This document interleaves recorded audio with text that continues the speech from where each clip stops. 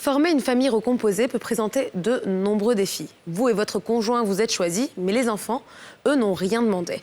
Alors, est-ce pour autant voué à l'échec? Eh bien, pas forcément. À travers ce tout nouveau numéro des femmes d'ici, on va vous donner quelques conseils pour parvenir à une famille recomposée, harmonieuse. Surtout, restez avec nous, ça commence maintenant.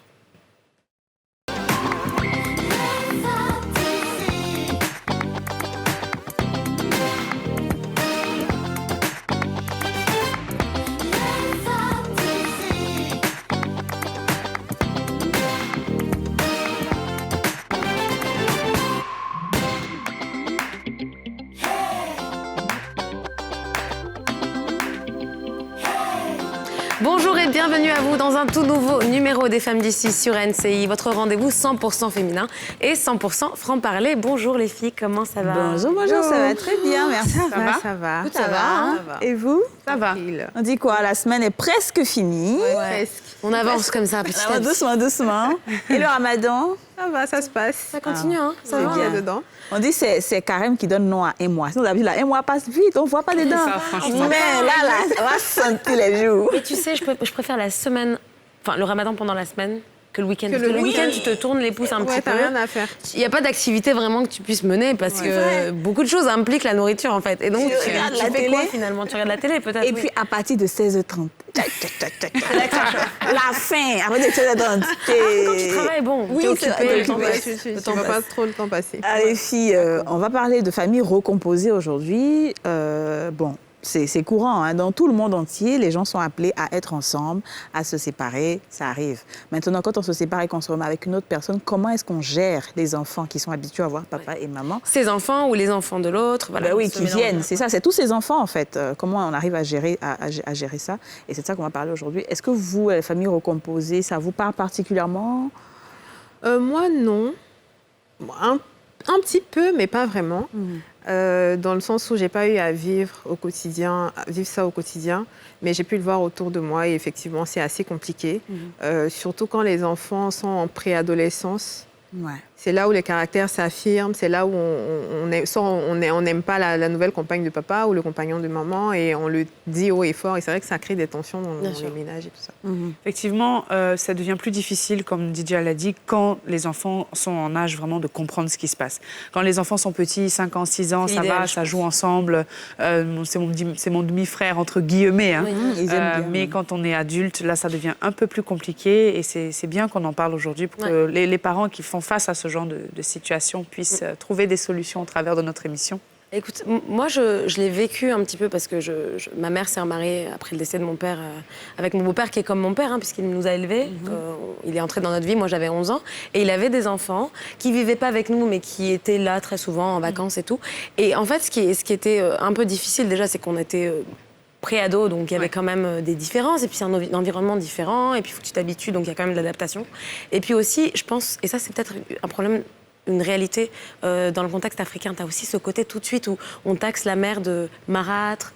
Peut-être qu'il y a beaucoup de choses qui sont mal interprétées. Après, moi, de mon point de vue d'enfant, je ne peux pas dire si les frictions étaient liées plutôt à peut-être ma mère, ou je ne peux pas prendre de parti, mais c'est vrai qu'il y a souvent le côté, si tu es belle-mère, soit parce que tu fais des choses qui créent des tensions, soit c'est parce qu'aussi tu es taxée de marâtre. C'est d'avoir un jugement. Oui, ça c'est surtout la mère, parce que le père, en réalité... Mais lui, c'est ça, c'est l'Afrique, comme on disait. C'est toujours la mère. Moi, je ne suis pas personnellement confrontée à ça, mais je vis avec des personnes qui l'ont été, mon papa, ma maman, même mon époux et tout. Et donc, il y a des moments où ça marche très bien. Tu vois des demi-frères, des demi-sœurs qui s'entendent, qui ne jurent que par l'un par l'autre. Mais en même temps, il y a d'autres aussi qui se détestent. Et tu ne sais pas d'où ça vient, ils se détestent. Ou alors, tu as tout le temps des conspirations et tu as l'impression que c'est alimenté par les mamans, des autres et tout ça, les parents. Alors, et ça, je vois ça généralement chez les filles. Parce que moi, mon père... le palabre de la maman. Moi, mon père, par exemple, et ses frères, ils s'entendent très, très bien. Mais quand il s'agit des filles de l'autre côté, il y a toujours des petits problèmes. Tu vois, tu ne sais pas c'est quoi le souci. On va en parler. Mais bon, on aura l'occasion d'en parler plus tard avec notre invité. Mais pour l'instant, on a posé la question à notre place publique et on vous a demandé quels sont les challenges que rencontrent les familles recomposées. On écoute vos réponses.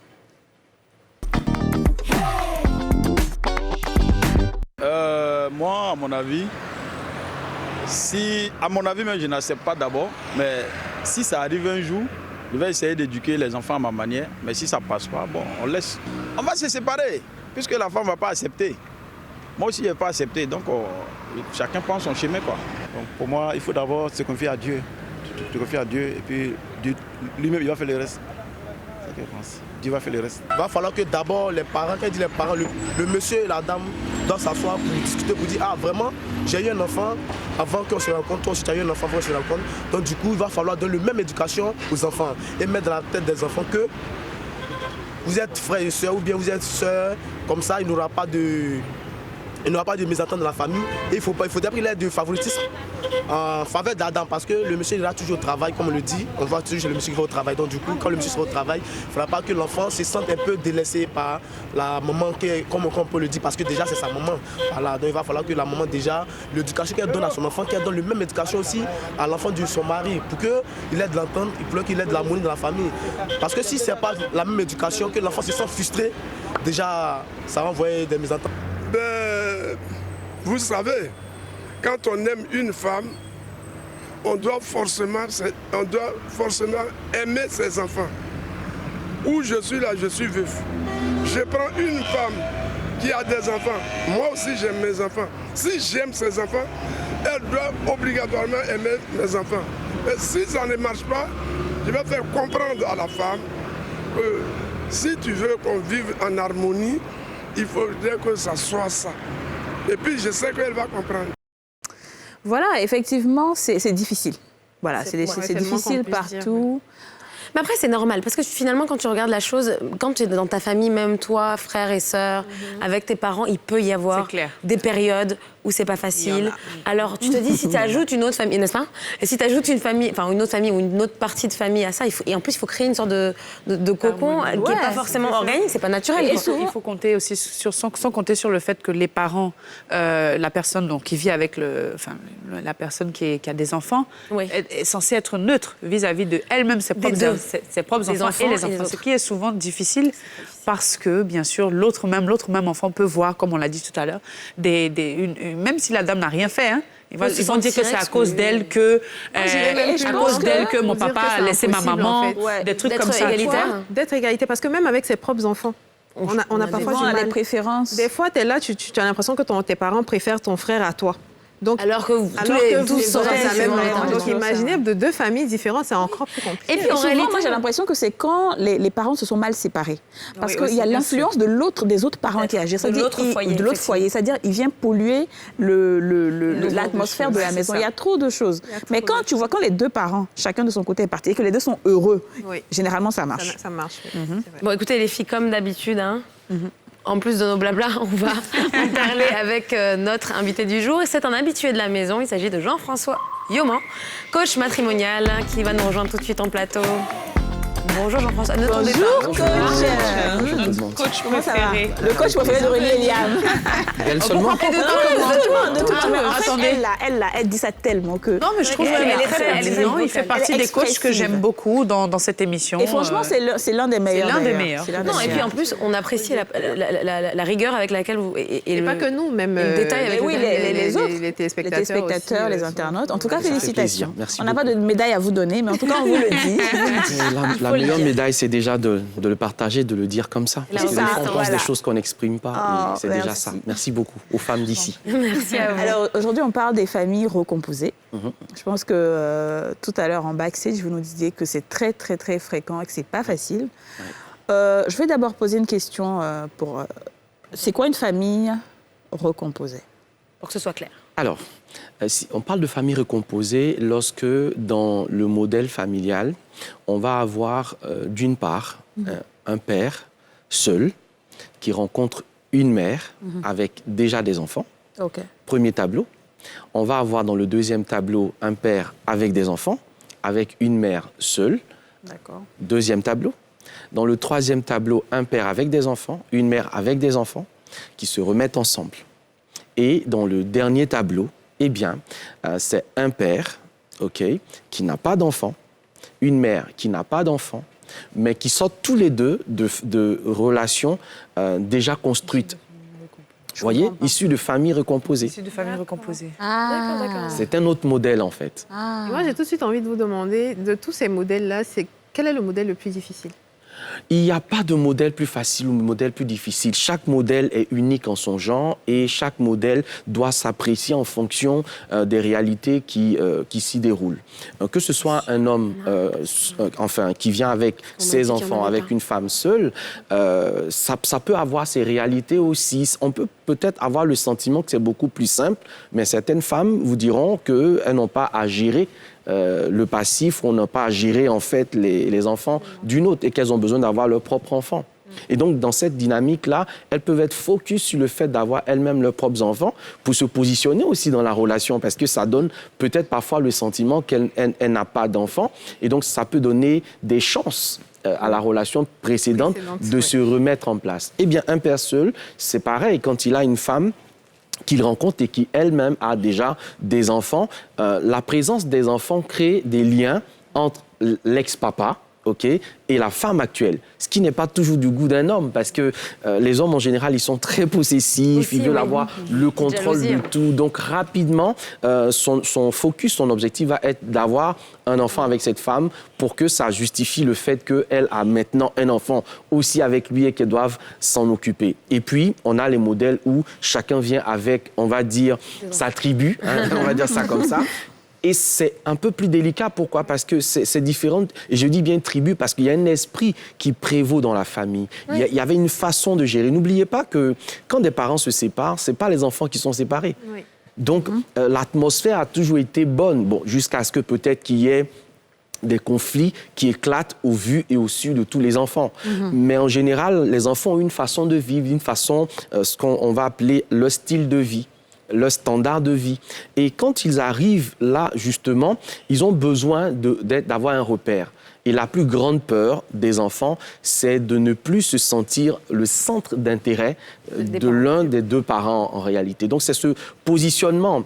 Qui va être le plus important finalement? Les enfants du monsieur ou les enfants de la dame? Donc il y a une guerre des tranchées qui va s'établir et à ces moments-là, il est important que les parents comprennent quelque chose de fondamental. Comment avons-nous préparé les enfants? Et c'est là où j'ai vraiment aimé ton introduction. Vous vous êtes choisis, monsieur, madame, mais les enfants, ils n'ont fait aucun choix. Et malheureusement, votre choix les oblige, en fait, d'une manière ou d'une autre, à se retrouver autour de la table de discussion. Mais j'ai pas envie de te voir, en fait. J'ai pas envie de t'entendre. Et du coup, ça va créer... Et on a des enfants qui ont un caractère qui est très affirmé, qui est très fort, et c'est pas toujours évident. Et justement, comment, dans ce cas, les parents doivent s'adapter vis-à-vis de l'enfant de l'autre pour que les choses se passent beaucoup plus facilement? Mais Aurélie, avant l'adaptation, c'est comment ils les ont préparés. Parce que tout dans cette vie est une question de préparation. Lorsque vous sentez que vous êtes prête, madame, ou prêt, monsieur, à vous engager, déjà, il va falloir que vous preniez le temps de parler à vos enfants. Parce que si vous êtes sûr que c'est le nouveau compagnon de vie ou la nouvelle compagne de vie, ça veut dire que vous vous introduisez dans un projet de vie. Et vu que vous avez des enfants, votre projet de vie devient le projet de vie de votre enfant. Donc, il faut le préparer à cela. C'est pour cela que, d'ailleurs, dans mes recommandations en tant que thérapeute, en tant que coach qui accompagne ce genre de couple, je leur dis, en général, n'impliquez pas les enfants dans les débuts de votre relation. Évitez complètement. Quand vous êtes dans la phase de recherche, parce que cette phase de recherche dépend de plusieurs critères. Il y a la chance aussi.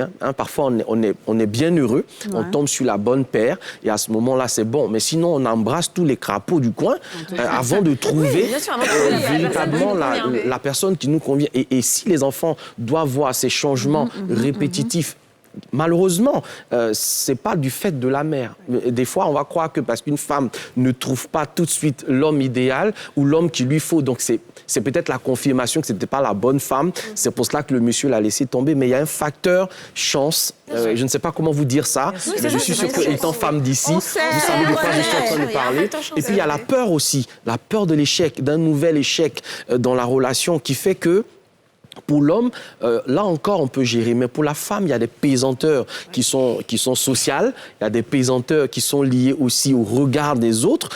Des pesanteurs qui sont liées également aux enfants. Parce qu'un premier échec, on comprend. Tu as peut-être expliqué à l'enfant, c'est peut-être papa, c'est peut-être OK. Mais un deuxième, l'enfant, il va commencer à se braquer, il va commencer à t'en vouloir. Parfois, il va te tenir, mais vraiment responsable de ce qui a bien pu se passer il y a 5 ou 10 ans en arrière. Donc, tous ces facteurs réunis font qu'il faut vraiment prendre du temps. Et maintenant, comment va se faire, si vous voulez, cet aménagement, mais je lui dis, c'est vraiment une organisation de team building familial. Et ça, c'est vraiment quelque chose de très innovateur que j'ai introduit dans mes accompagnements. C'est-à-dire que de même qu'on accompagne des entreprises pour faire des team building, quand par exemple on a un nouvel associé qui entre dans l'équipe, il faut un team building d'intégration. Vous voyez, c'est la même chose avec la famille, parce que la famille est une équipe. Et si c'est une équipe, il faut que ses membres se rencontrent. Et à travers des activités, le coach, par exemple, va être, si vous voulez, ce qu'on va appeler le médiateur familial, qui va préparer, en fait, de part et d'autre, les enfants de la femme, les enfants du mari, et il va travailler sur leurs différentes personnalités. Et il va voir les scénarios qui sont des scénarios idéaux, dans lesquels on va avoir des problèmes de caractère. Je peux déjà savoir que dans telle ou telle circonstance, ça ne marchera pas. On a des tests, par exemple. Le process communication, par exemple, un fabuleux test qui a été inventé par Taibi Keller, qui est un psychologue. Et à travers ce test-là, on peut savoir, par exemple, qui est le taquin. On peut savoir, par exemple, qui est le nerveux. On peut savoir, par exemple, qui est l'enjoué. On peut découvrir multiples facettes et à partir de ce moment, les parents qui ne sont pas forcément des spécialistes ne le savent pas. D'ailleurs, vous avez votre propre enfant, vous ne connaissez pas forcément sa personnalité. Et à ce moment-là, on va aider justement les parents à asseoir ce process-là. Et dans ce process, ça va être amené un tout petit peu comme un jeu, à la vérité. Parce que la famille, c'est un environnement de plaisir. Et quand on stimule cette dimension de plaisir, d'opportunité qu'on a d'avoir, ou de voir en tout cas son père ou sa mère être heureux ou s'épanouir avec quelqu'un d'autre, l'enfant va participer maintenant à la joie de son parent. Donc, c'est tout un processus. Alors, la question que je me pose, c'est que vous avez dit tout à l'heure qu'effectivement, c'est deux tribus, dans le troisième tableau, il me semble, deux tribus qui viennent se mélanger. Exactement. Il y a des cas de figure dans lesquels, souvent, d'ailleurs, ça arrive, on va dire que la mère garde ses enfants, donc disons que le père a des enfants, mais qui ne vivent pas avec lui toute l'année. Peut-être qu'ils sont là le week-end. En garde partagée. Voilà, en garde partagée, ou peut-être même qui sont dans des pays étrangers, donc ils voient les autres enfants moins fréquemment. Et je trouve que dans ces cas de figure-là, et j'en parle d'expérience personnelle, c'est un petit peu plus difficile justement de créer un lien, que ce soit avec la belle-mère ou le beau-père, et entre les enfants, parce qu'ils se voient moins fréquemment, et peut-être que du coup, il y a l'impression d'être la pièce rapportée de la famille. Comment est-ce qu'on opère dans ces cas de figure ? Ce n'est pas bien difficile. Souvenez-vous que dans chacune de nos familles, à des moments ou à d'autres, on a eu des frères qui, pour des raisons d'études, sont partis, loin de la famille. On a eu des sœurs qui sont parties, mais ça n'a pas brisé pour autant l'harmonie familiale. Mais là encore, vous me direz, mais coach, on était déjà ensemble. Et après, on a eu à partir. Mais la stratégie reste la même. C'est d'établir le lien, la communication, peu importe la distance. Donc, on prend en compte le facteur, j'ai des enfants, mais ils ne sont pas là. Et ils ne sont pas là physiquement, mais ils sont là d'une certaine façon. Alors, on va profiter de toutes les occasions qui permettent d'entrer en connexion, d'entrer en relation avec ces enfants-là. En général, vous allez profiter de congés, de vacances, vous allez profiter en tout cas d'occasions qui vont permettre en fait cette rencontre-là. Et en général, il faut mettre en avant le fait de préparer vos propres enfants qui sont à l'extérieur du foyer, il faut les préparer justement à cette entrée-là. Parce que vous imaginez si c'est leur maison, et là je vais arriver à ce point spécifique de l'endroit où il faut vivre, parce que si c'est leur maison, si c'est leur chambre, si c'est leurs espaces de jeu, qui sont pas là et qu'il y a les autres enfants qui sont là. Les autres entrent et qui s'installent. C'est une profanation. C'est exactement la même chose. On viole un territoire et ce viol-là, il n'est pas accepté par l'enfant. Et peu importe après ce que tu vas lui expliquer, ça ne passera pas parce que dans son esprit, tu as fait un forcing, tu as tenté de lui imposer quelque chose. Et là, c'est comme un organe qu'on greffe, le corps peut rejeter. Et quand il y a un rejet qui est fait, là, on est dans un schéma qui est essentiellement difficile. Et là, juste une parenthèse, vous allez continuer. Est-ce que ça, là, c'est bon ou pas ? Il faut il faut vivre dans la même maison, tu veux dire c'est-à-dire envoyer quelqu'un d'autre vivre dans la même maison que l'ancienne. Une nouvelle maison. Moi, mon conseil, c'est d'être dans un endroit neutre. Parce que je dis un endroit de reconstruction. C'est ça. Ce n'est ni chez toi, ni chez moi. C'est un nouvel endroit. Et à ce moment, chacun apprend, en fait, à prendre ses marques au même moment, au même instant. Et la femme, par exemple, qui peut-être est restée longtemps. Parce qu'en fait, quand on parle de famille recomposée, on a le sentiment qu'elle a juste claqué la porte à son ex et elle est rentrée dans... Non, des fois, la femme, elle est restée seule 5, 10, 15 ans. Donc, elle s'est organisée. Vous imaginez pas. Mais il y a des femmes qui, à la vérité, n'ont presque plus besoin d'hommes, en fait. Parce qu'elles ont réussi à s'organiser, à organiser la vie de leurs enfants, à tout gérer, les activités. Mais elles ont une multidimension qui est surprenante. Donc, un homme qui entre dans la vie d'une telle femme, c'est pas évident d'être dans l'environnement de cette femme-là. Parce qu'elle gère sa cuisine, sa maison, ses factures, enfin... Même trouver sa place, et des fois, trouver sa propre place. Et des fois, c'est la femme qui balaie juste après quand tu passes, en fait. Ouais. Parce que c'est son mode de vie, qui comprend pas qu'un vêtement traîne dans un couloir ou que... Enfin...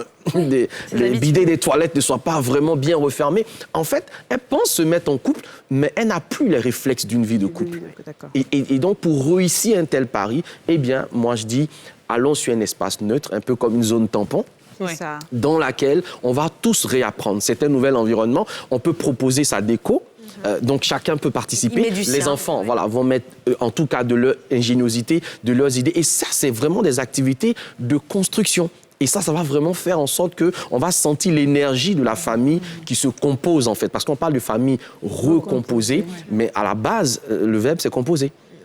Donc, dans cette composition-là, imaginez une composition florale. C'est différentes fleurs, de différentes couleurs, de différentes senteurs. Mais mis ensemble, ça forme un joli bouquet. Et finalement, on est séduit, en fait, par la beauté de ce bouquet-là. Donc, il faut vraiment tenir compte des différences à l'intérieur de ces familles et éviter de vouloir que nos enfants soient comme les enfants de... C'est une grossière erreur de faire des comparaisons. On dit, mais tu vois pas comment il est intelligent.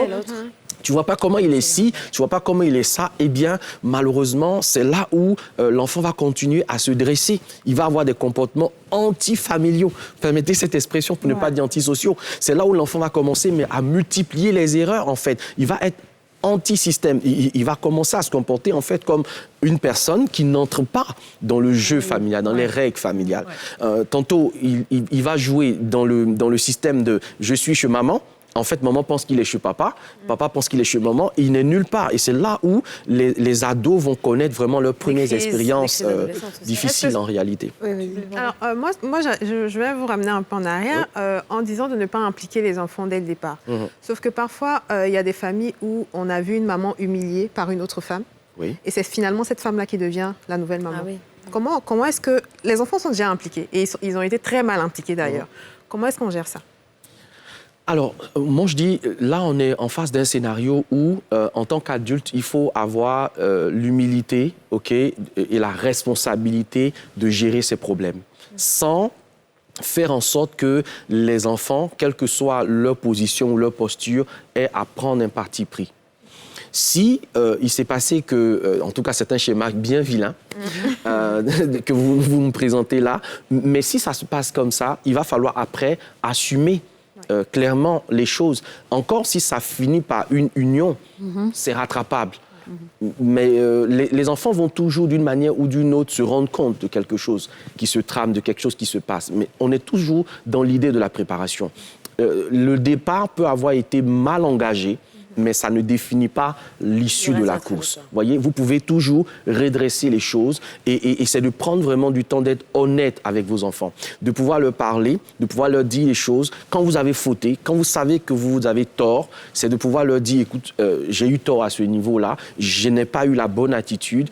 Si aujourd'hui, papa et maman ne sont plus ensemble, c'est ma responsabilité. C'est ma faute, votre mère n'a rien à voir dans ce schéma-là. Et il faut avoir cette force-là. Combien sont ceux qui vont dire ce genre de discours? Non, mais d'ailleurs, c'est pour ça que je dis, il faut à un moment donné être en face de la responsabilité, en fait, et l'humilité. C'est très important. Est-ce que c'est au père ou à la nouvelle maman de faire ces excuses-là? Si c'est le père qui a les enfants ou la nouvelle maman qui rentre dans la vie du père? La nouvelle maman qui rentre de façon brutale dans la vie.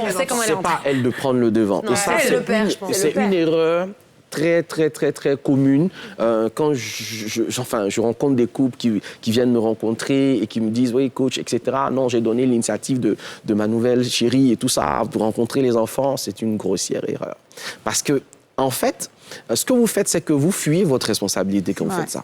Vous voulez que ce soit l'autre, en fait, qui fasse les premiers pas, etc., qui se fasse... Elle n'a pas à se faire aimer. C'est vous qui devez l'aimer, c'est elle qui doit vous aimer. Les enfants ne sont pas obligés de l'aimer. Vous voyez, c'est choquant ce que je suis en train de vous dire. Je vous explique. Ils ne sont pas obligés de l'aimer. Ils sont pas obligés de l'aimer. Je vous explique. S'ils n'aiment pas, comment ça va se passer? Parce que entre vous, c'est du sentiment. C'est de l'ordre du sentiment. Donc, c'est hormonal. Mais pour les enfants, ce n'est pas des hormones. C'est une construction de chaque jour. Ce sont des actes qui vont créer la confiance. Les enfants, ça ne va pas être de l'amour d'abord, ça va être de la confiance. Et la confiance, il faut les apprivoiser. Excusez-moi de cette expression-là. Il faut les apprivoiser, il faut les respecter dans ce qu'ils sont.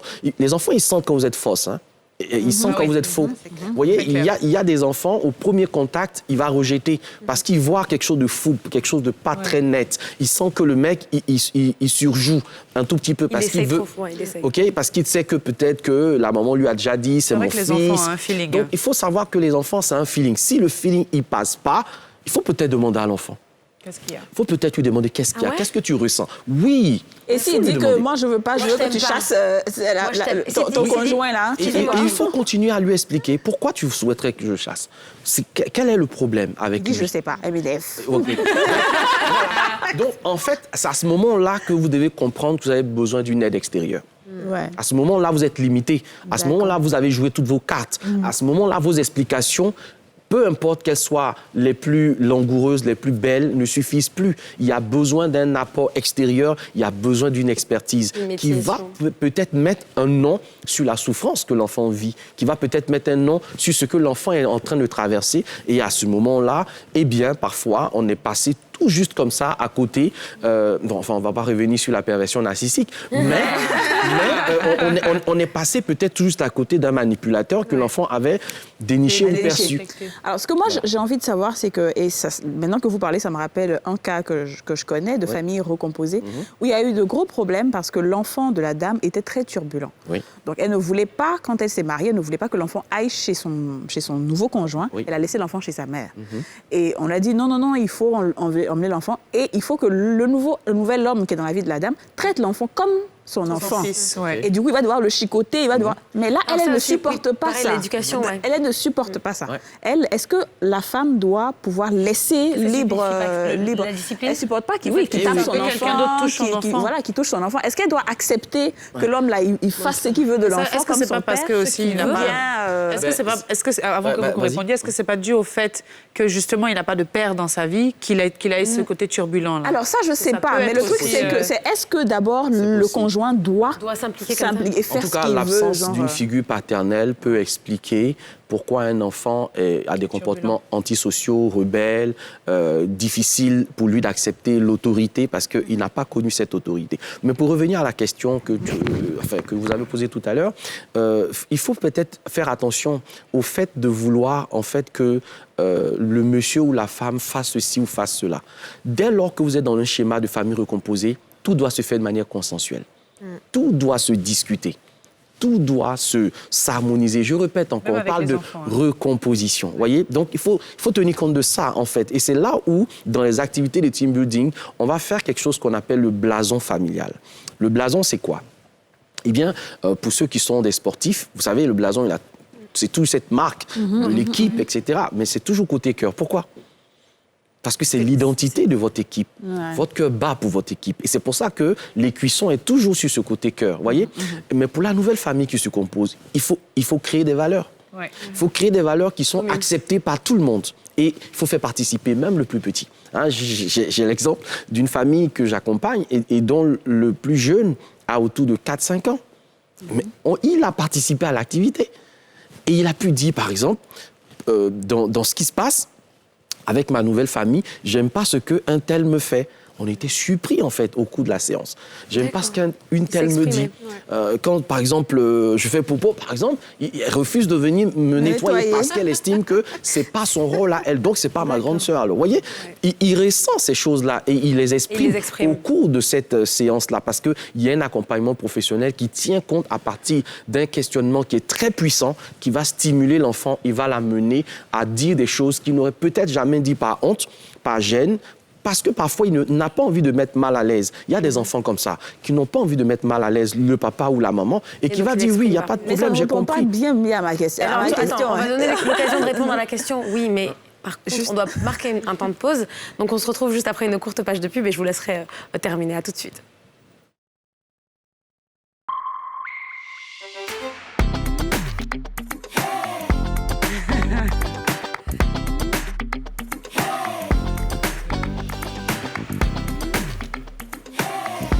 Bienvenue si vous venez de nous prendre en cours. Vous êtes sur NCI, la nouvelle chaîne ivoirienne, dans votre émission préférée, Les Femmes d'ici. Aujourd'hui, on parle des familles recomposées. Nous sommes avec le coach de la maison, coach Yoman François. C'est un honneur. Le coach de la maison.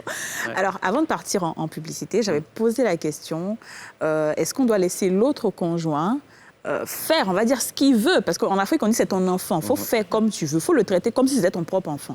Est-ce que ça, là... Quand tu dis faire ce qu'il veut, là. Ça, c'est un terme très africain. C'est la chicotte. Oui, c'est ça, c'est la discipline, c'est faire ce qu'il Il veut. doit se comporter comme le vrai parent si c'était... Non, déjà, même le vrai parent, c'est débattable. Est-ce qu'il doit faire ça? Mais en fait, le truc, c'est qu'on est en Afrique et on sait comment on traite les enfants, tu vois. On les chicote quand il faut, on les met au coin quand il faut, on fait tout. Est-ce que le conjoint, que toi, c'est ton enfant, là, ton mari, il doit pouvoir faire ça avec ta femme? Donc, comme je disais tout à l'heure... Pendant que toi, même souvent, tu ne fais pas ça à ton enfant. Exact. Donc, c'est ce que je disais. Il faut que ce soit consensuel. Il faut que vous entendiez là-dessus. C'est-à-dire que, quel est le type d'éducation que toi, tu as toujours donné à tes enfants? Parce que des fois, l'éducation est différente. Oui. Vous pouvez dans une éducation, par exemple, où c'est une éducation qui est non violente. Vous éduquez vos enfants sans les taper, sans les frapper, parce que vous apprenez à communiquer, à parler avec eux, à manifester un mécontentement quand ils ont mal agi, à les punir différemment. Vous voyez, et puis, dans le modèle du monsieur que vous rencontrez, lui, en tout cas, c'est le bon africain, tu vois, c'est vite parti en claque, etc. Est-ce que c'est un modèle que vous acceptez? Est-ce que c'est un modèle avec lequel vous êtes OK? Et il faut en parler, il faut en discuter parce que si vous ne discutez pas de ces choses-là et que vous passez là-dessus, un peu comme la question de l'argent, si vous passez là-dessus et que pour des raisons de convenance, on se dit c'est aussi le papa de l'enfant, il peut faire ce qu'il veut, après, ça crée des frustrations et ça va finir par briser votre couple. Parce que chaque fois qu'il va le faire, vous allez dire oui, il a raison de le faire, c'est son fils. Mais intérieurement, vous avez des pincements et vous n'êtes pas contente. Déjà, ça peut briser le couple au début parce que si lui, il veut que moi, je ne veux pas, on se sépare. On n'est pas obligé de se séparer. Déjà, vous n'avez pas la même On ne se sépare pas. C'est clair, si vous n'avez pas la même vision des choses... On va trouver ensemble la façon ou la manière de faire. Et en général, tout comme pour la gestion de l'argent, je dis en général dans le couple, il faut pouvoir jouer à un jeu. Et ça, c'est très important. On décide, par exemple, de qui fait la carotte et de qui fait le bâton dans un couple. Ça se décide. Voilà. Et après, on est dans des jeux. On est dans des jeux d'éducation, on a un objectif. Le but n'est pas aussi de donner à l'enfant l'impression qu'il est rentré dans une histoire où on le maltraite aussi parfois. C'est de là que vient le thème marâtre. Voilà, cette femme qui nous maltraite, qui nous traite, mais vraiment d'une façon à nous faire fuir pour rester vraiment finalement comme la reine de la maison. La reine de la maison avec ses enfants à elle et son nouveau mari. Mais du coup, comment est-ce que, donc quand on est dans une famille recomposée, comment est-ce qu'on doit réagir lorsque l'ex-conjoint est une personne qui en réalité est toxique? C'est-à-dire que quand l'enfant va vers sa maman ou sa vraie maman, dans le cas où voilà, la personne, c'est une dame, elle pollue l'esprit de cet enfant en disant « cette dame-là, ton papa, il m'a fait ci, il m'a fait ça, c'est un mauvais nanan », et ça crée des problèmes. Donc dans le cas d'une famille recomposée, comment on doit traiter ce genre de cas? C'est un schéma qui arrive très couramment parce que même quand on n'est pas dans une famille recomposée, même quand l'homme il vit seul avec les enfants et qu'il y a des droits de garde partagés, etc., on veut toujours monter l'enfant, on veut toujours créer un truc pour diaboliser en fait le parent qui est parti. Mais ça devient encore plus grave lorsque la personne s'est remise en couple où on sent qu'elle est heureuse, où on sent qu'il est heureux, il refait sa vie. En général, voilà ce qui va se passer. Il va se passer que vous connaissez quand même, comme on dit en français ivoirien, vous connaissez votre élément. Vous savez un tout petit peu comment elle fonctionne ou comment il fonctionne. Donc, en général, il faut établir des règles dans la maison. Et comme je l'ai dit, les règles sont construites en fait ensemble. Et peu importe les règles qui peuvent avoir cours dans l'autre foyer, quand vous rentrez dans ce foyer, ces règles qui sont là-bas ne sont plus applicables ici. C'est un peu comme si vous étiez le préfet de Korogo. Quand vous venez à Abidjan, vous êtes préfet, mais vous n'êtes pas préfet d'Abidjan. Donc, ça, c'est très important que vous puissiez rester vraiment solide et vraiment ferme sur les nouvelles règles qui ont été établies. C'est pas un peu perturbateur pour l'enfant d'avoir certaines libertés chez maman et chez papa? Non, mais c'est la difficulté. Créer une rébellion aussi. Et il faut qu'on soit honnête. Une famille recomposée a ses difficultés. Elle a ses réalités. On ne va pas faire genre, c'est une famille recomposée, tout va bien. C'est pas lisse, hein, c'est pas tout lisse. Il y a des difficultés et la famille recomposée a ses problèmes, a ses complexités. Et il faut faire avec, il faut gérer avec. Il faut comprendre que si le partenaire, par exemple, il est belliqueux, il cherche à tout prix vraiment les voies et moyens pour briser votre harmonie, il faut faire comprendre ça à l'enfant. Il faut faire comprendre à l'enfant que les règles qu'on te donne ici ne sont pas mauvaises. Ce sont des règles qui vont nous permettre de cohabiter, des règles qui vont nous permettre, et avec des images, avec des illustrations, avec un certain nombre de choses. Et quand l'enfant lui-même, il a participé un peu à la Constitution, hein, vous voyez un peu l'expression, hein, parce qu'on a voté. Au cours de la session, on vote. Qui est d'accord pour, quand on fait ci, qui est d'accord pour qu'on tape? On dit 3 contre 2, OK? Donc, on est d'accord que quand on a fait une bêtise, quand on n'a pas rangé sa chambre, quand on n'a pas fait ci, on n'a pas le droit de... Donc, on a été consensuel, en fait, sur un certain nombre de points. Bien, ça. Donc, même si je pars chez mon père et que là-bas, on me dit, si tu veux, ça peut être ton exutoire, hein?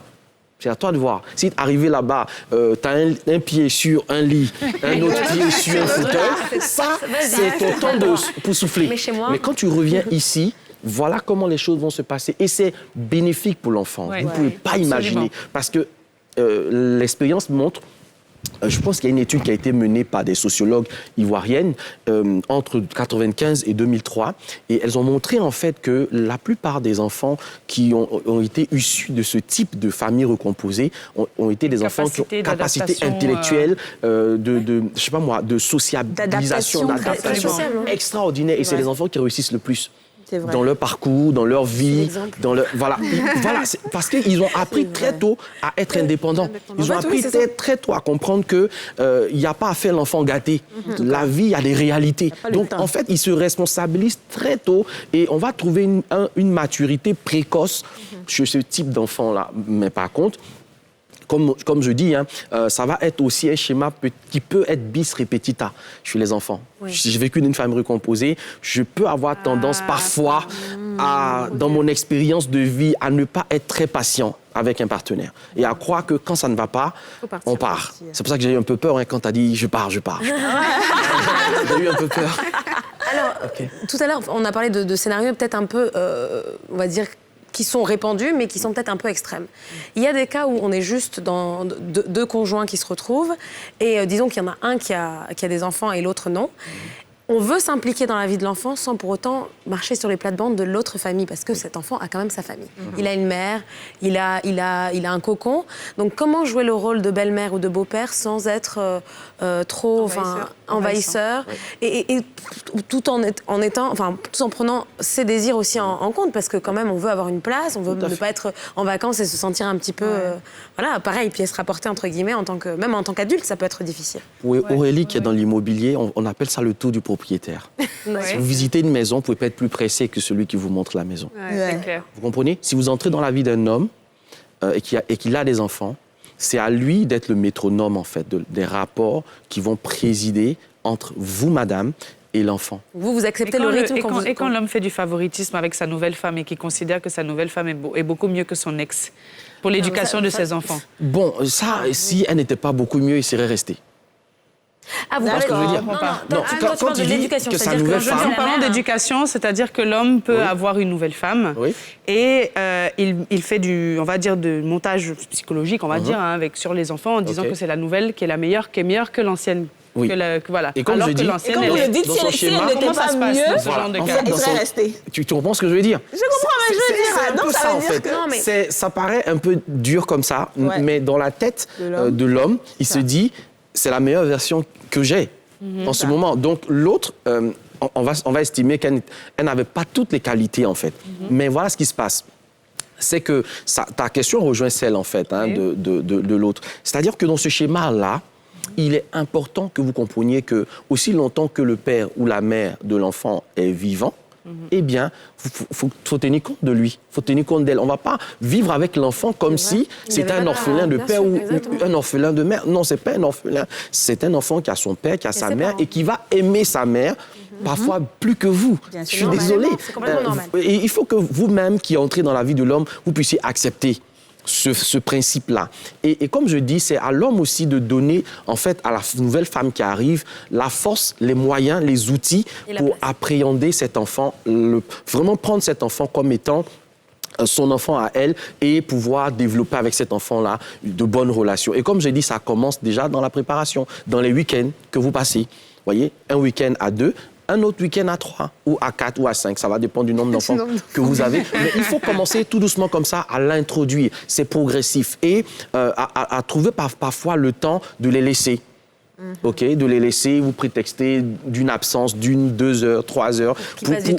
Pour permettre l'acclimatation, en fait. Ils vont s'acclimater. Et là, quand il y a un clash, comment on gère? Vous voyez, et parfois, s'il y a même des choses à faire, des courses à faire, des envois à faire, évitez au maximum d'être le parent qui envoie plus son enfant.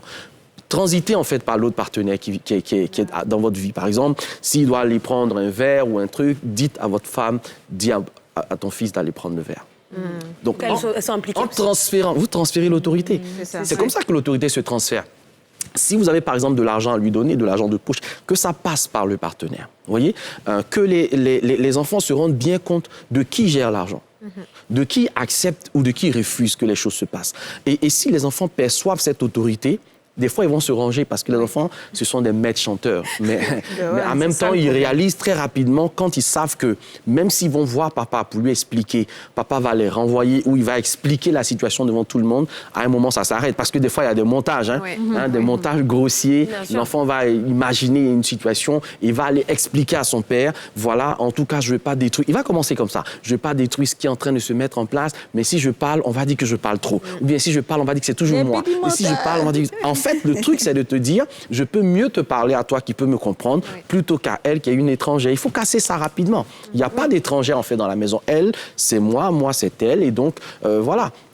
Et même un élément qui aide encore, parce qu'on est vraiment dans des exemples que je fais avec des familles, même dans la scolarité. Voilà. Si vous vous mettez ensemble et que vous avez décidé de vous mettre ensemble et qu'il y a des différences sociales, économiques importantes, c'est dangereux.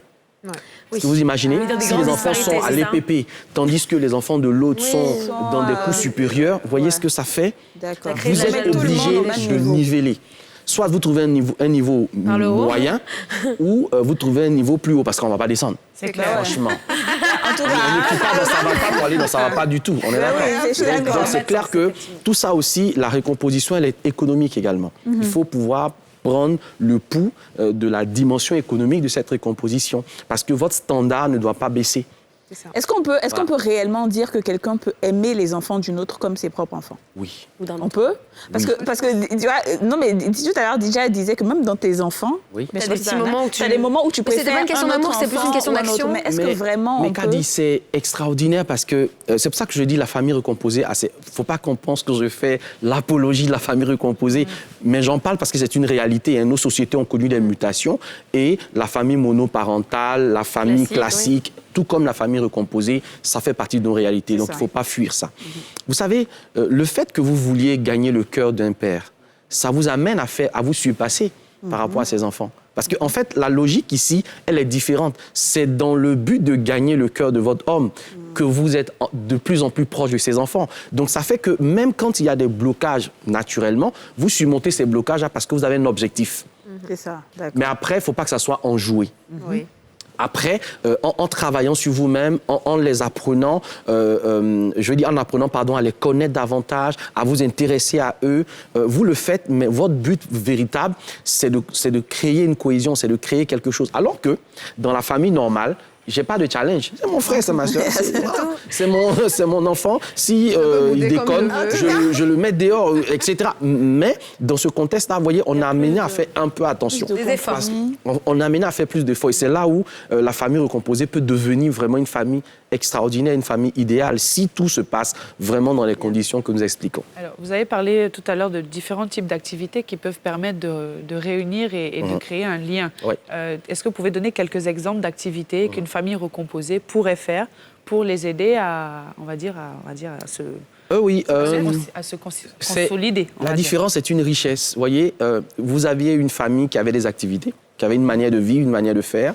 Vous avez une nouvelle famille qui a sa manière de vivre, sa manière de faire. Il faut juste trier.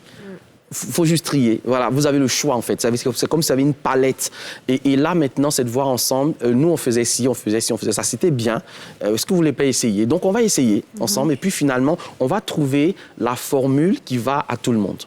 Et donc, les activités, en fait, on ne va pas les inventer, on va les prendre. Et c'est pour ça que l'accompagnement est très intéressant. C'est qu'on va prendre dans les activités lesquelles activités sont fédératrices.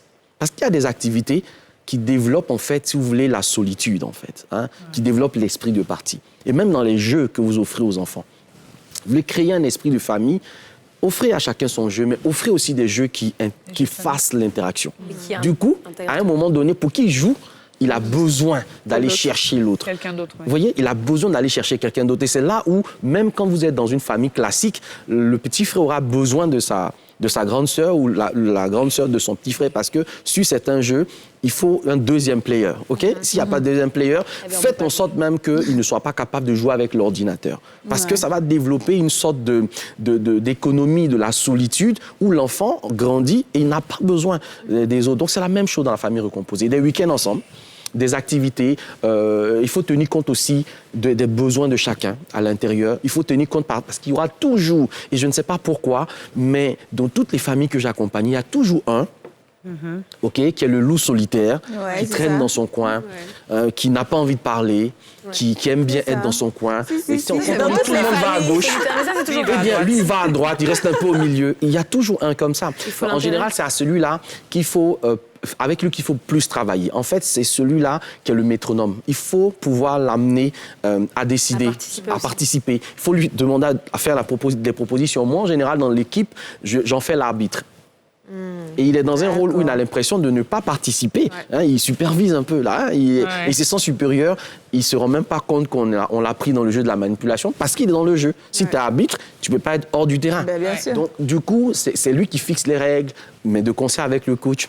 Et après, il se retrouve vraiment pris dans la mayonnaise, quoi, pour que le truc prenne comme il faut. Alors, brièvement, Jean-François, on n'a plus beaucoup de temps.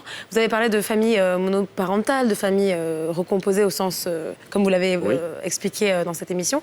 Il y a aussi maintenant, aujourd'hui, les familles recomposées, ou bien familles classiques et familles classiques, qui se mélangent, qui passent beaucoup de temps ensemble, c'est-à-dire les ex-conjoints qui passent beaucoup de temps ensemble avec les enfants des uns et des autres. Est-ce que c'est des schémas qu'on voit de plus en plus en Afrique et est-ce que c'est réalisable ou est-ce que c'est un peu un fantasme de star américaine? On les voit difficilement. Pourquoi? Eh bien parce que la structure de la famille ivoirienne n'a pas beaucoup bougé, on va dire de 1960 jusqu'aux années 90. Avec l'avènement du multipartisme, etc. Vous voyez, ça bougeait en politique, mais ça bougeait aussi dans beaucoup de familles. Vous allez voir que de 90 à 2000, il y a eu beaucoup de familles. Et quand on regarde, en sociologie, on parle de système de famille. Génération X, Y, Z, etc. Donc, à partir de 90 à 2000, vous voyez qu'il y a des couples aujourd'hui qui ont juste 20 ans, 22 ans, mais qui sont nés en 2000. Et à cette période-là, on était en période de grande mutation où, effectivement, ces jeunes gens-là ont été exposés à cette réalité de se recomposer, à cette réalité de se séparer. On est dans la réalité où, quand ton téléphone se gâte, tu ne le répares pas.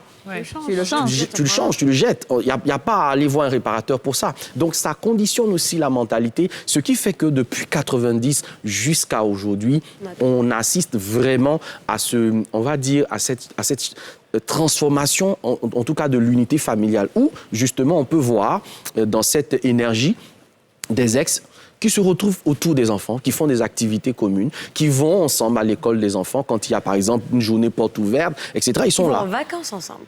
Voilà, et ils vont en vacances. J'ai failli dire oui et j'ai vu ma main se... Oui, mais pas vraiment. Non, mais parce qu'en fait, on voit de plus... Enfin, je disais, encore une fois, je dis star américaine, parce que Chelsea, son mari avec l'ex... C'est une autre mentalité. Mais ce que je vois ici... Est-ce que c'est sincère? Est-ce que c'est possible? Ça peut l'être, parce que l'intérêt, c'est l'enfant. Okay. Vous savez, en général, ils ont bâti tout le système familial autour de la vie de l'enfant. Parce qu'une fois que les services sociaux vont se rendre compte que l'enfant n'est pas à son aise, l'enfant va être retiré. Après, et ce sera ni le père ni la mère, c'est les services sociaux qui vont s'occuper de l'enfant. Donc, en fait, quelque part, on se rend compte que nos histoires vont nous faire perdre tous les deux. Et si on tient à cet enfant, on a qu'à se tenir à carreau et à faire ce qu'il faut pour que l'enfant aille bien. On n'est pas obligé de s'aimer, mais on doit s'entendre par rapport à l'enfant. On a vu Bruce Willis qui a été confiné avec son ex demi-mour tout le confinement, pendant combien de mois? Et avec la nouvelle femme, il tweet pour dire, oh là là, vous me manquez. Oui, et moi, ils sont même meilleurs potes et tout. Moi, je trouve ça fascinant. Je veux dire, ce genre de nouvelles cohabitations, de nouvelles activités ne sont pas frustrants pour le nouveau compagnon, la nouvelle compagne qui doit voir son compagnon aller en vacances avec son ex. Il y a des choses qui se discutent. Au pire, et je crois, avec vraiment l'expérience que j'ai, qu'on ne va pas décider d'aller faire un week-end à Sydney avec son ex et l'enfant sans avoir pris le temps de discuter. Bien sûr. En amont. En amont avec son compagnon. Donc, c'est des choses qui se discutent et ça doit être dans la mesure de l'acceptable. Okay? Si votre conjoint actuel ne l'accepte pas, je ne vois pas pourquoi vous allez forcer là-dessus. Vous allez trouver d'autres méthodes pour permettre à l'enfant de s'épanouir. Et c'est sur ça qu'on va devoir conclure, coach. En fait, avec vous, là, le temps, ça ne suffit jamais. Ça suffit jamais avec vous. Merci beaucoup, en tout cas. Je pense qu'on a beaucoup appris. On a fait le tour. Et vous ne partez pas. On se retrouve tout juste après une page de pub. Tout de suite.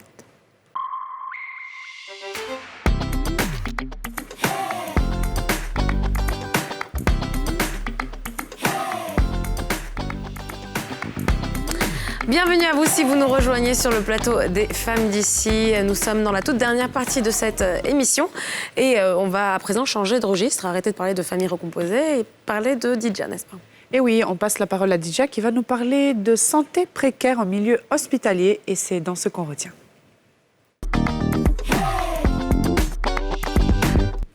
Alors les filles, je propose qu'on regarde une vidéo avant de poursuivre. Parce que moi, je l'ai vu, j'ai pleuré. Tellement c'était déchirant. Je propose qu'on regarde un petit extrait et puis on revient pour en parler. Pas nous faire pleurer ici. Pleurer. Donc là, ils avaient besoin d'oxygène et de couveuse. Et la sage-femme envoie les enfants à salle d'accouchement. Elle me dit qu'on appelle le pédiatre, il ne décoche pas. Que c'est le pédiatre qui doit venir faire les analyses. Après l'analyse, pour voir s'il y a oxygène ou bien couveuse. Il dit, mais si ça ne passe pas, on fait comment? Elle me dit, il ne sait pas, tu attends l'heure à laquelle il va venir. Il dit non. Moi, je suis un peu en détresse. Il a vu le vigile qui était à côté. Il demande au vigile, monsieur, s'il vous plaît, vous pouvez me montrer le bureau du pédiatre. C'est comme ça, le vigile me dit, monte au 5e. Docteur Sanogo. Et je monte, je tape. Le monsieur vient, il me dit, il y a quoi? Il dit, ah, docteur, sauvez-moi. Il dit, on ne rentre pas ici. Il dit, docteur, pardonnez, là où je suis là. Moi, il ne sait pas qu'on ne monte pas ici. Mais là, mes enfants sont en bas. Ils disent que vous appelez, vous ne décrochez pas. Il dit, mais on t'a dit que je suis en haut là, je suis en train de m'amuser. Je ne sais pas que vous vous amusez, mais là, mes enfants sont là. Ils ont besoin de vous rapidement pour faire des examens. Pour qu'ils soient sous oxygène. Le docteur est fâché, il a commencé à m'engueuler. Pourquoi je suis monté? C'est ça qui était son problème. Pourquoi je suis monté? Qui m'a laissé monter? Il va m'attendre, il descend et il va vraiment bavarder sur les filles de salle. Et il y a une fille de salle qui vient vers moi, elle aussi énervée parce que son patron a bavardé sur elle. Elle me dit, monsieur, pourquoi vous êtes monté? Il dit, mais attends, le problème c'est quoi? Le problème c'est quoi? C'est sauver mes enfants ou bien c'est pourquoi je suis monté? Elle me dit, d'ailleurs même là, ton enfant, il y a un qui est mort, il faut attendre, deuxième va mourir, vous allez partir avec eux. Elle m'a lancé ça. Je ne sais même pas si j'ai besoin de rajouter quelque chose à cette vidéo-là. Elle circule depuis quelques jours, depuis 2 jours, en fait, sur les réseaux. Elle a été beaucoup partagée par des influenceurs comme Priscilla Desgameuse. 2 comportements sont choquants. Le médecin qui peut descendre de son bureau, pas pour voir les enfants, mais pour engueuler les filles de salle. Et deuxièmement, qu'on annonce à un père que de toute façon, ton enfant est mort, attends que le deuxième meure, et tu rentres avec eux, en fait. Je sais... Alors, non, en fait, on peut ne pas avoir les moyens financiers, ce qui est le cas parce que le CHU de Cocody aujourd'hui est le seul fonctionnel. Mais il faut avoir l'humanité nécessaire pour accompagner les patients. Quelqu'un qui vient, qui a un père en détresse, et là, il a perdu ses jumeaux. Les deux. Il les a perdus pour faute d'assistance. Des noms ont été cités, on sait où ça s'est passé. Il faut que finalement... l'État réagisse à ce genre de choses-là, parce que c'est régulier. Mais là, il a eu le courage de faire une vidéo pour en parler. Mais vous ne savez pas le nombre de femmes qui arrivent et qui ne sont pas pris en charge. Quand on dit c'est régulier, est-ce qu'on sait que c'est un mouvoir? C'est pas chiffré, justement. Parce que, en fait, il faut savoir que les gens qui vont au CHU, c'est des gens qui n'ont pas forcément de grands moyens. Et il a expliqué au tout début de sa vidéo, il est allé en clinique, dans une petite clinique du quartier. La dame a dit, moi, je ne peux pas aller au CHU. Donc, le CHU, c'est vraiment le dernier recours. On se dit, là-bas, on ne dépense pas beaucoup et on a la chance d'avoir des professeurs qui sont là, qui peuvent prendre en charge les malades, les patients, etc. Mais on arrive, on se retrouve dans une situation où, non seulement, il n'y a pas... je ne sais pas s'il y a des oxygènes ou s'il y a des couveuses, mais en l'occurrence, c'est de ça qu'il avait besoin pour ses enfants. C'est-à-dire que... En fait, je ne sais même pas, j'ai pas de mots. Le serment, là, c'est serment d'Hippocrate ou serment d'Hypocrite?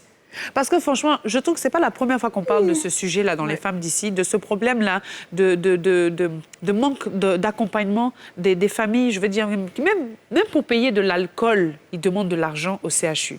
Je trouve que c'est terrible. Je sais que ce n'est pas évident d'avoir le meilleur système hospitalier, même dans le monde. On n'est pas à 100% même dans les plus grands hôpitaux, mais quand même un minimum d'humanité, comme tu as dit, un minimum d'humanisme. C'est juste la formation du personnel. Je pense que le personnel qui travaille là-bas ne sait pas pourquoi il travaille là-bas.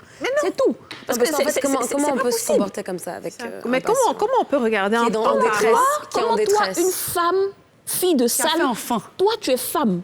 Tu t'en vas dire, même si elle n'a pas fait enfant, elle va faire enfant demain. Toi, tu dois dire à un homme que ton enfant est mort. Donc, il faut attendre 2 ans, elle va mourir, il va pas dire. Toi, tu es femme. Demain, tu ne sais pas ce qui t'attend. Non, tu sais, franchement, je suis honnêtement, c'est pas la première fois qu'on a ce genre de cas. Et pour une fois, c'est vrai que quand il y a des... En fait, tout le système n'est pas pourri. Mais à cause de ces brebis galeuses qui traînent un peu partout, on a l'impression que le système de santé ivoirien est complètement nul. Alors que ce n'est pas le cas. On a de bons professeurs, on a de bons médecins qui s'occupent correctement des patients, mais ce sont des gens qu'on doit juste retirer. Ils n'ont pas envie de travailler, ils n'ont pas besoin d'être là. Je pense que ce n'est pas aussi lié au fait que quand même il y a un problème de formation, comme elle me disait. Parce qu'en réalité, en Côte d'Ivoire... Il y a un problème d'effectifs. En Côte d'Ivoire, là, quand tu as fait l'école, tu as eu le bac ou tu as eu BTS, tu n'as pas eu de travail là. C'est là que tu t'en fais concours de INFAS. C'est ça. C'est pas parce que tu aimes la médecine que tu allais faire. Ouais. C'est parce que tu n'as pas de travail, tu n'as pas de choix.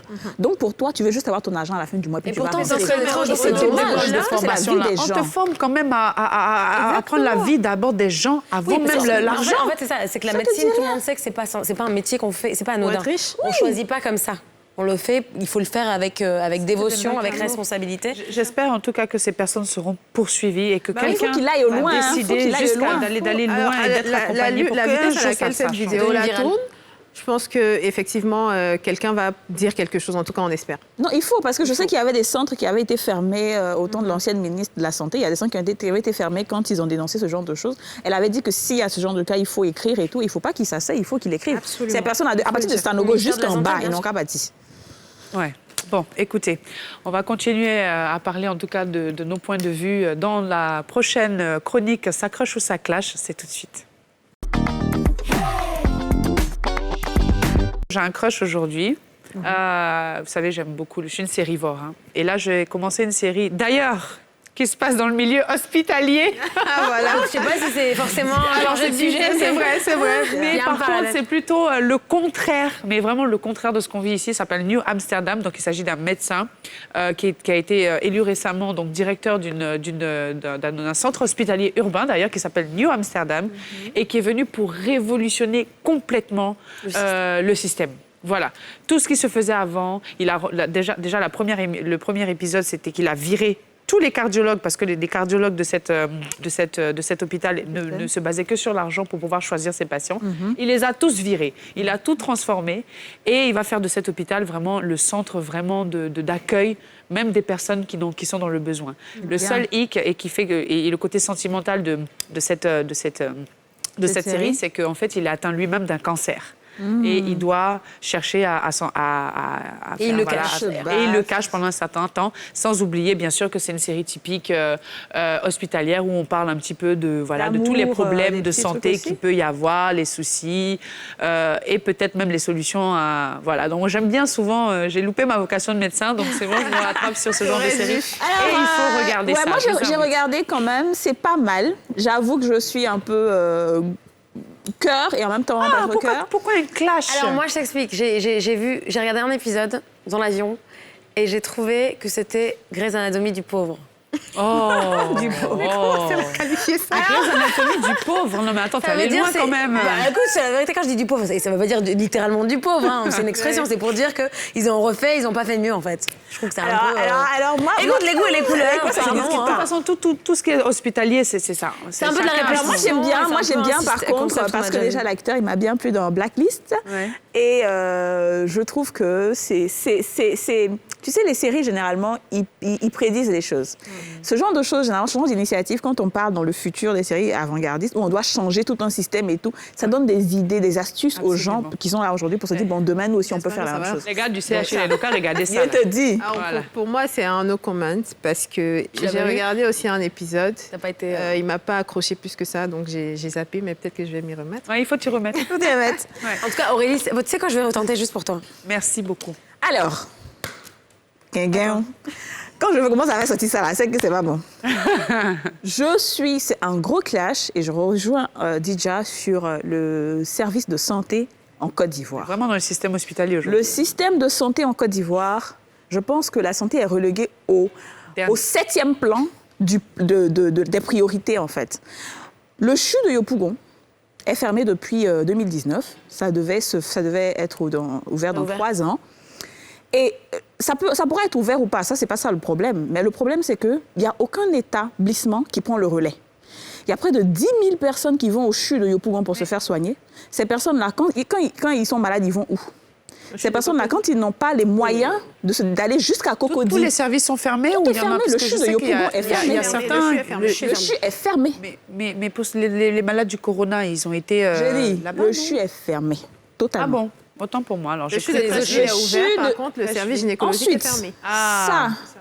Toutes les personnes qui sont à Yopougon, qui n'ont pas les moyens d'aller à Cocody, de prendre taxi pour aller dans tel ou tel coin, ils ne peuvent pas se soigner. Deuxièmement, le service gynécologique de Trècheville, c'est-à-dire pour accoucher. Si tu as Trècheville pour accoucher, tu ne peux pas accoucher. Bon. Et ça, c'est depuis près de 5 ans. On va quand même vérifier si vraiment il n'y a pas quelques services ouverts au CHU. Non, vous pouvez vérifier, il n'y a pas de souci. Je sais de quoi je parle. D'accord. Donc, le service de gynécologie à Trècheville, ils ont envoyé ce service-là à Port-Boué. C'est Port-Boué qui prend le relais.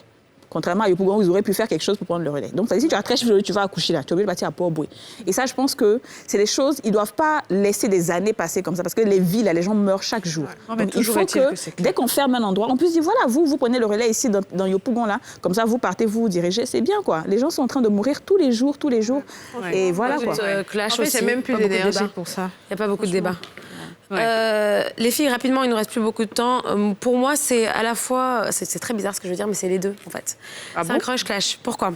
Alors, il y a un photographe du nom de Hugh Kinsella qui est britannique, si je ne me trompe pas, en tout cas européen, qui vient de sortir une série de photos qui est très très belle, une très belle série de photos sur les survivants des conflits en RDC. Alors, en théorie, c'est très bien. Pourquoi? Parce que effectivement, il se focalise sur les enfants survivants des différents conflits en RDC ou des différentes violences.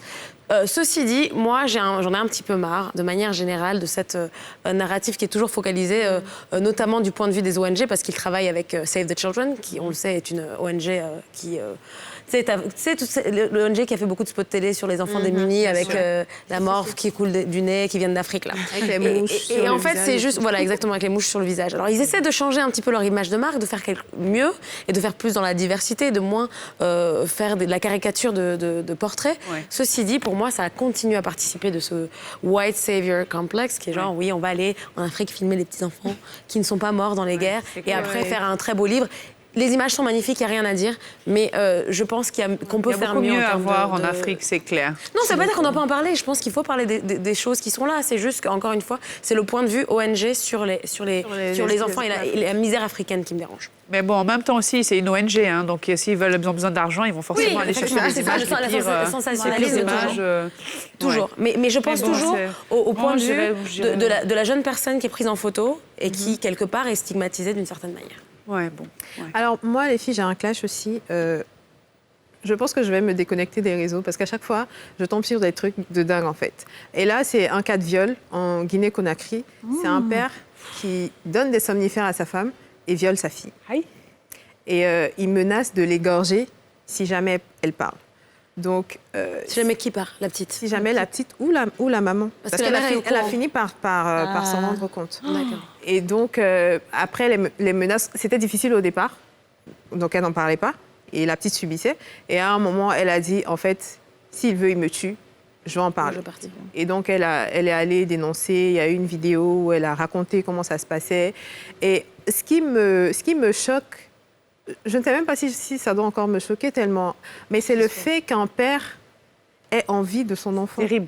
Mais ça se viole fait tellement de plus en plus, cette histoire-là. C'est quoi ça? C'est tellement répandu. Vraiment, ça existe, je veux dire, ça existe. Non. Je ne sais pas si c'est de la perversion sexuelle, je ne sais pas ce que c'est, mais ça existe. Si et c'est incompréhensible pour nous. c'est même pas c'est incompréhensible, mais ça existe. On en a parlé en plus. Non, tu sais, fétichisme, je dirais pas oui, parce que ça existe en Occident, ça existe partout. Enfin, je veux dire, c'est pas lié au, c'est pas une réalité africaine. Si on pense que c'est culturel, c'est les attouchements et les viols sur enfants. Mais non, la maman, elle aussi, elle dit, c'est ça qui est dommage. Elle a fini par dénoncer et partir parce que tu n'as pas le choix. Et puis, en fait, on en parlait dans une de nos émissions, il y a le fait de partir et de ne pas avoir de moyens pour survivre. C'est ça. Il y a tout ça dont tu te dis, je subis, et puis au moins j'ai un toit sur la tête, en fait.